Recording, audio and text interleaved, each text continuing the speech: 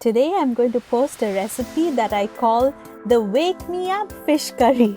The reason I gave it this name is because the tanginess of the gongura leaves with all the hot spices causes a flavor explosion in your mouth and literally wakes you up.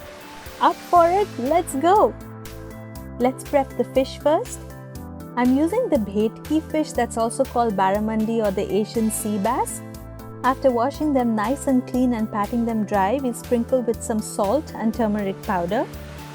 Coat all the pieces well, and then we'll repeat the same thing on the other side as well.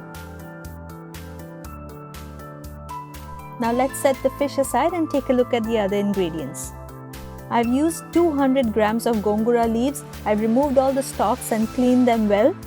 200 grams will make your gravy pretty tart. If you don't like it so tart, use half the amount. Next, we need 2 finely chopped medium-sized onions, 1 tablespoon of crushed garlic, 1 teaspoon of crushed ginger, 1 tablespoon of chopped coriander leaves, 10 to 12 curry leaves, 2 dried red chilies, half a teaspoon of mustard seeds, half a teaspoon of cumin seeds, 1/4 teaspoon of turmeric powder, 1 tablespoon of Kashmiri red chili powder, 1 teaspoon of normal red chili powder, and salt to taste. Now we'll make a dry masala powder. To a grinder jar, add 1 tablespoon of coriander seeds, around 20 methi seeds or fenugreek seeds, 1/4 teaspoon of black peppercorns, some whole garam masala, 5 green cardamoms, 1 star anise, 2 cinnamon sticks 1 inch long, and 6 to 7 cloves. Grind everything to a super fine powder. I'm saying super fine because if it's not very fine, the methi seeds are going to taste bitter. Alright, we are ready to cook. Add 4 tablespoons of sesame oil to a pan. You don't have to use sesame oil, you can also use normal oil if you wish. Also, you don't exactly need 4 tablespoons, you just need enough oil to coat the surface of your pan. Set the pan on medium-high heat and place the fish pieces in. We want to only very slightly fry the fish so it holds its shape in the gravy. Over frying the fish would just dry it out. No. 1 minute per side on medium-high heat is more than enough.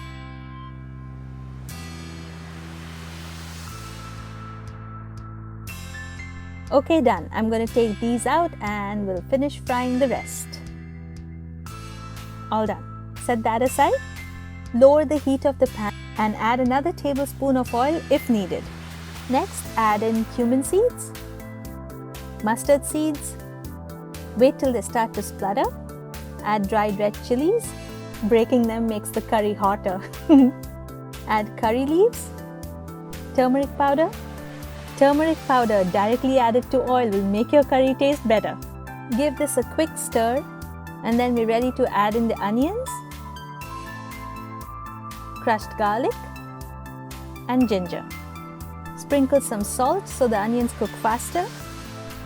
Mix in the ginger and garlic well and then stir fry this till the onions turn slightly brown.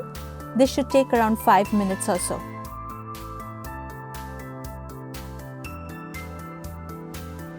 Okay, time to put the gongura leaves in. Now we are going to place the lid on till the leaves wilt. It should just take a minute or so. Isn't it incredible how it changes color to brown? Keep stirring this for another 5 minutes till all the leaves uniformly turn brown. As you keep stirring, you'll start to feel that the leaves feel quite moist. And if you stir even further, they start to feel a lot stickier and like slimy kind of. At this point, you can add in the dry masala mix. Combine everything well and keep stirring till the leaves glide easily on the surface of the pan. It almost feels oily. It should take just a minute or so of stirring. Okay, we are ready to add in water. We are going to add in a little water at a time so it's easy to mix in the leaves and the water. The amount of water to add would depend on the kind of consistency of gravy you would like. I added a total of 2 cups of water so far.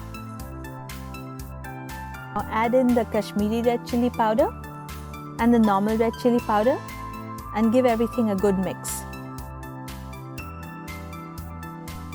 The gravy still feels a little thick to me. I'm going to add another half a cup of water. Yeah, this is the consistency I like. Now lower the heat and place the lid on. Let the gravy simmer for 5 minutes. If you're enjoying the recipe so far, give me a thumbs up. When you see a little bit oil floating on the surface of the gravy like that, you know that it is cooked perfectly. Now let's give this a taste. Check for salt. Gravy is so tart and so wonderful. Add salt as needed. And now add in the fish pieces. Fish cooks really quick. All we need to do is submerge it well in the gravy. Now place the lid on and cook for just 2 minutes. And it's going to be all done. Okay, I'm telling you, you should have steaming hot white rice ready to go. The last thing you want is to wait for the rice to cook after this delicious fish is done. Let's garnish with some coriander leaves and all done. So the wake me up fish curry is ready. Super tangy, spicy and intensely flavorful. I hope you try this and let me know if it woke up your taste buds. Alright friends, that's all for today. If you're on any of these different social media sites, do follow me. And if you want written recipes, visit my blog. All the links are in the description. And if you haven't already, do visit my channel. And if you like the recipes, subscribe. I post exciting recipes every week. Alright then, see you next week. Bye-bye.